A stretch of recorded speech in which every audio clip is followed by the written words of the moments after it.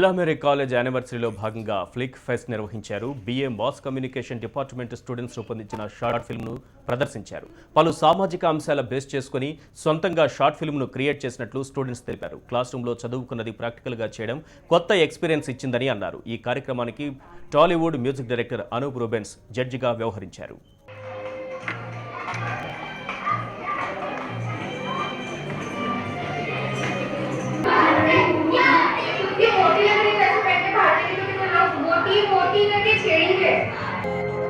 Like 12 movies are going on, and one of which is my movie, that is Kill Me Not, and I'm the lead actress in it.